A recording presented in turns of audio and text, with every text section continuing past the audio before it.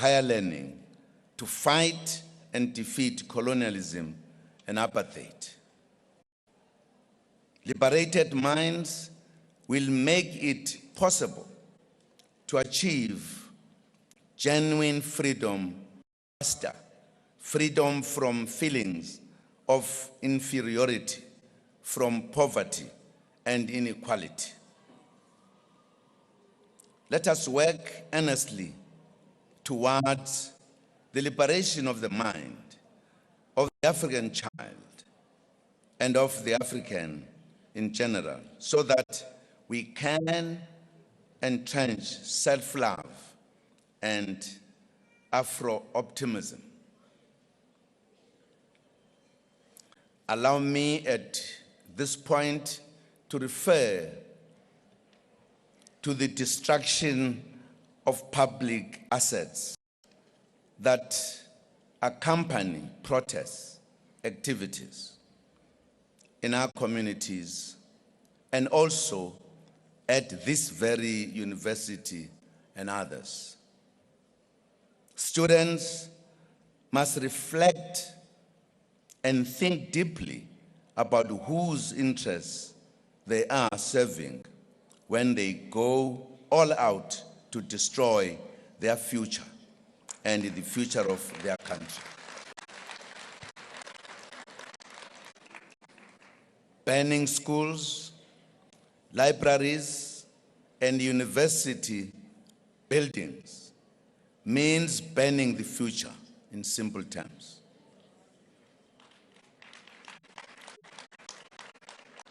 Is that our aim as we ban schools and property?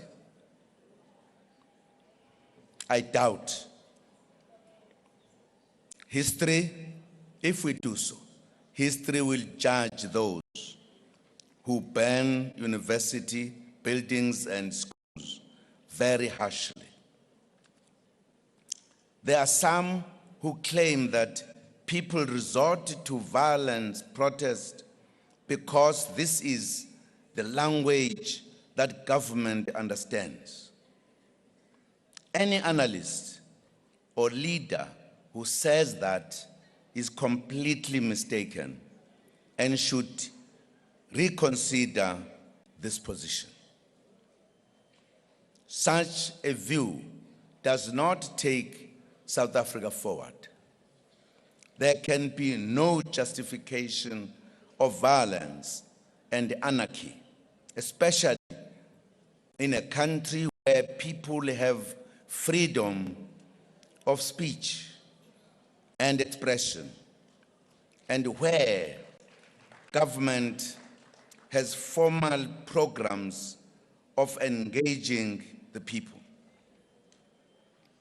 We have a responsibility as leaders to ensure that our hard-won freedom and democracy are defended and protected from those with sinister agendas who wish to sow mayhem and undermine our hard-won freedom and democracy. Excellencies, ladies and gentlemen, let me take this opportunity to thank His Excellency, President Robert Mugabe, for joining us on this historic occasion.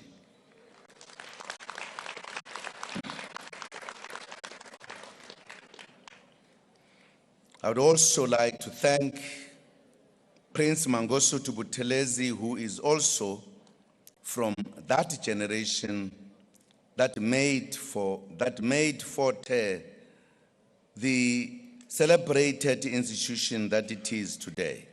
Even if he's not around, he's among those who are still alive. We also thank Her Excellency, Dr. Nkosazana Dlamini Zuma, for gracing this occasion, thus ensuring the representation of the AU at this African celebration.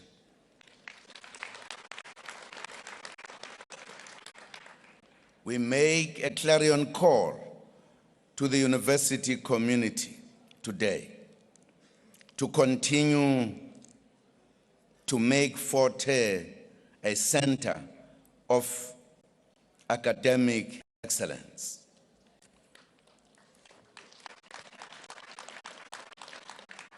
The university must continue to be a center of leading political discourse and success in various fields in the memory of its celebrated alumni. We congratulate Fort Hare on this historic occasion and congratulate the whole of Africa as well. May the memory of the great leaders who came out of this great institution guide us as we consolidate our freedom and democracy, and as we continue to build our new rainbow nation, a home of all South Africans. Let us remember the words of Pixley Zagaseme when he said, I quote, I am an African. The brighter day is rising upon Africa. Already I seem to see her chains dissolved, her desert plains red with harvest, her Abyssinia and her Zululand, the seats of science and religion, reflecting the glory of the rising sun from the spires of their churches and universities. Her Congo and her Gambia, whitened with commerce. Her crowded cities sending forth the hum of business, and all of her sons and daughters employed in advancing the victories of peace, greater and more abiding than the spoils of war, unquote. May this visionary clarion call continue to ignite the fire of Pan-Africanism as the guiding principle in our work towards the attainment of the goals of the AU Agenda 2063. May Fort Hare live long, continue to shine for us as Africans in Africa. I thank you very much indeed.